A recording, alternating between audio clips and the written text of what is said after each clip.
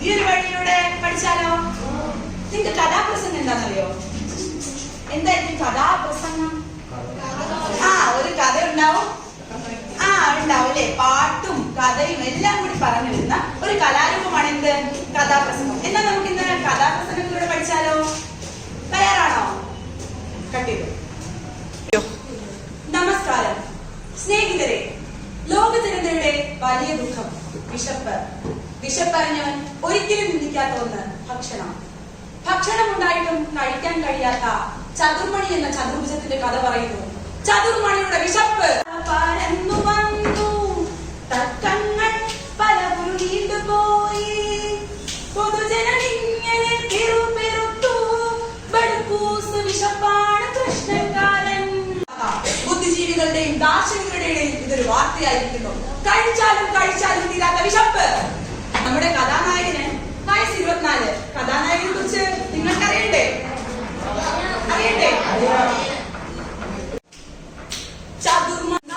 വശങ്ങൾ അടച്ചുറപ്പുള്ളൊരു രൂപം. ദയഗണത്തൂടെ ഹൈറ്റും ലെങ്തും കൂടി വരുന്നൊരു രൂപം. ചതുരം ചതുരം ചതുർമണിയൊരു ചതുരം. ചതുരം ചതുരം ചതുർമണിയൊരു ചതുരം. ജോമെട്രി നാട്ടിലെ എല്ലാവർക്കും ഇഷ്ടപ്പെട്ട ഒരു കുശിനിക്കാരനായിരുന്നു ചതുർമണി. എല്ലാവർക്കും ആഹാരം കൊടുക്കുന്നതിലും എല്ലാവരെയും ഊട്ടുന്നതിലുമായിരുന്നു ചതുർമണിക്ക് സന്തോഷം. അതുകൊണ്ട് തന്നെ ജനങ്ങൾ ഇങ്ങനെ പാടി: എല്ലാരും ചൊല്ലണ് എല്ലാരും ചൊല്ലണ് ചതുർമണി നല്ലതെന്ന്. ചതുർമണി ചതുർമണി നല്ലതെന്ന്. എല്ലാരും ചൊല്ലണ് ചതുർമണി നല്ലതെന്ന്.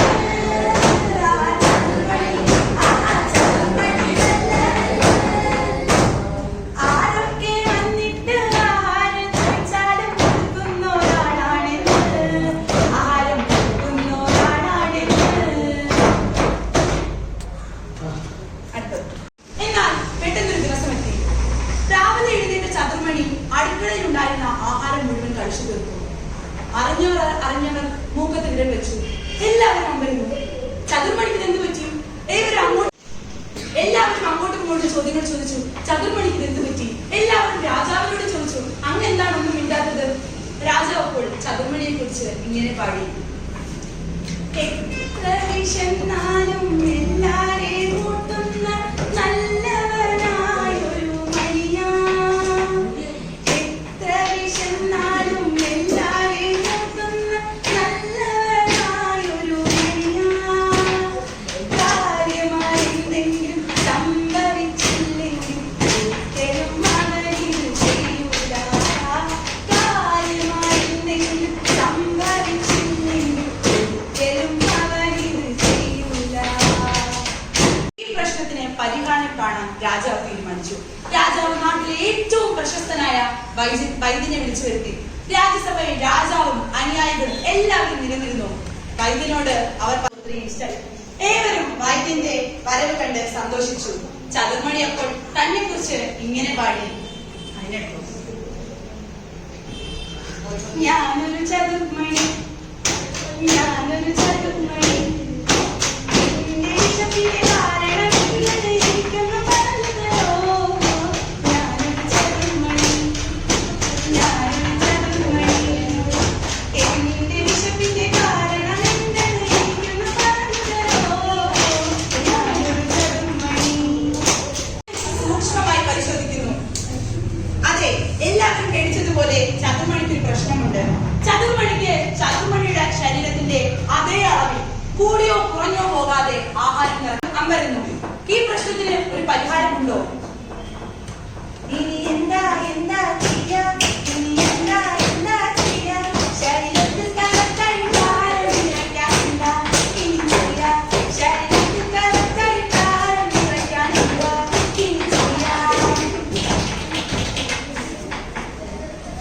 കൊട്ടാരത്തിലെ ഏറ്റവും ബുദ്ധിമാനായ രാജഗുരു പറഞ്ഞു: ഏരിയ കണ്ടെത്തൂ. ഒരു ഷേപ്പിന്റെ ഉള്ളിലെ സ്പേസ് എത്രയാണെന്ന് കണ്ടുപിടിക്കാൻ ഏരിയ നമ്മളെ സഹായിക്കും. ഏവരും കൈയടിച്ചു. ആർപ്പ് വിളിച്ചു: ഉല്ലാസ പൂത്തിരികൾ കൈയിലല്ലോ.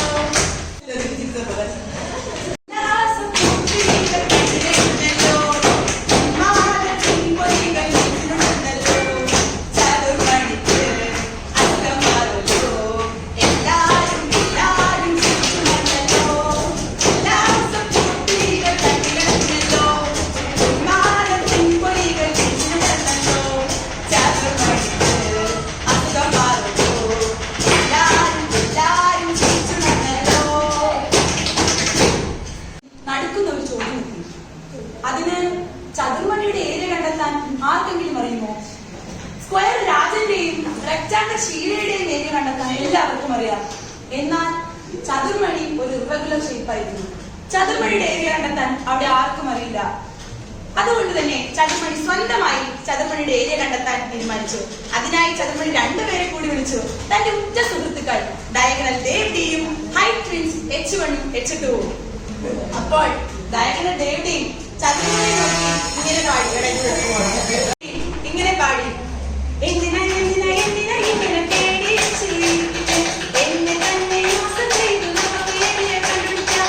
എന്തിനാ എന്തിനാ എന്തിനാ ഇങ്ങനെ പേടിച്ച് എന്നെ തന്നെ മോസം ചെയ്തു നമുക്ക് ഏരിയ കണ്ടുപിടിക്കാം. ഞാൻ കേറിയിരുന്ന രണ്ട് ബാങ്കിലാക്കി വിളിച്ചടാ എന്നിട്ട് രണ്ടിന്റെ നമുക്ക് കൂട്ടിയെടുക്കാം. ഞാൻ കേറിയിരുന്ന രണ്ട് ബാങ്കിലാക്കി വിളിച്ചടാ എന്നിട്ട് രണ്ടിന്റെ നമുക്ക് കൂട്ടിയെടുക്കാം.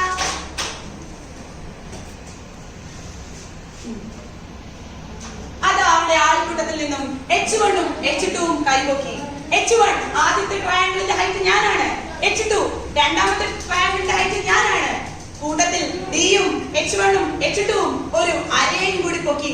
നാലുപേരും ചർച്ച ചെയ്തതിനു ശേഷം അവർ ഒരു പാട്ട് പാടി.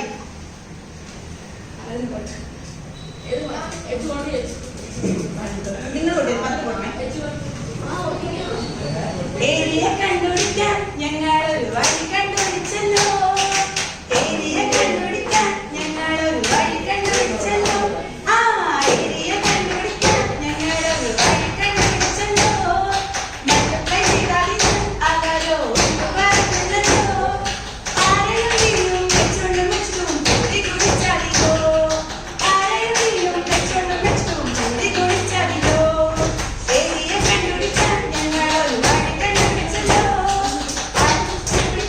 ഞങ്ങളൊരു വഴി കണ്ടുപിടിച്ചല്ലോ. ആരെയും വീഴും വെച്ചോണ്ടും വെച്ചിട്ടും കൂടി കുടിച്ചാടിയോ. ആരെയും വീഴും വെച്ചോണ്ടും വെച്ചിട്ടും കൂടി കുടിച്ചാടിയോ.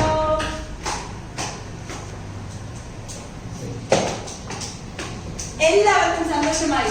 എല്ലാവരും കൂടെ പാടി. ഈ പ്രശ്നത്തിന് പരിഹാരം കണ്ടെത്താൻ സഹായിച്ച ഡയഗണൽ ദേവ്ഡിയെയും H1നെയും H2നെയും എല്ലാവരും അഭിനന്ദിച്ചു. കൂട്ടത്തിൽ അവർ മറക്കാതെ പോയ നമ്മുടെ മിടുക്കൻ, നമ്മുടെ നായകനുണ്ട്. പേരെന്താ? ചതുർമണി. അതെ, ചതുർമണിയെ കുറിച്ച് ജനങ്ങൾ ഇങ്ങനെ പാടി.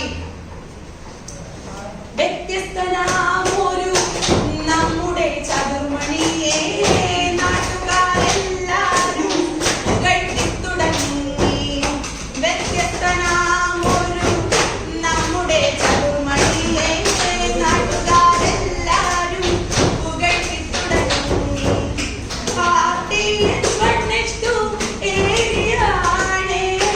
ഹാപ്പി H1 H2 ഏരിയയാണ്.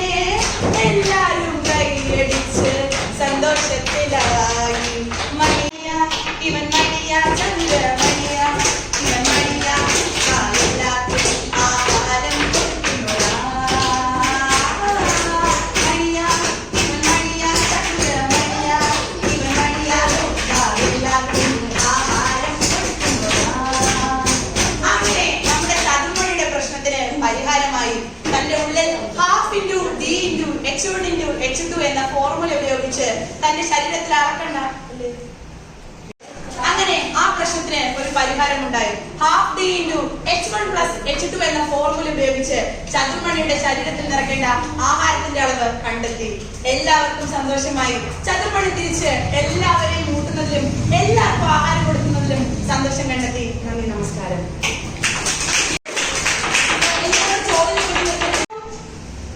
എല്ലാവർക്കും ഇഷ്ടായോ? എല്ലാവർക്കും ഇഷ്ടായോ? എല്ലാവർക്കും ഫോമിൽ അടിച്ചല്ലേ? അതിനാണ് രണ്ടുമൂന്നോട് ടീച്ചർ ചോദിക്കട്ടെ. ആഞ്ജലി എന്ന് പറഞ്ഞേ, എന്താ ഏരിയ ഓഫ് എ ക്വാഡ്രിലാറ്ററൽ? മിടുക്കി, വെരി ഗുഡ്. വേറെ അങ്ങനെയാണെങ്കിൽ ശിവ എന്ന് പറഞ്ഞേ, area of a quadrilateral formula. മിടുക്ക്, വെരി ഗുഡ്. അപ്പൊ എല്ലാവർക്കും മനസ്സിലായില്ലേ?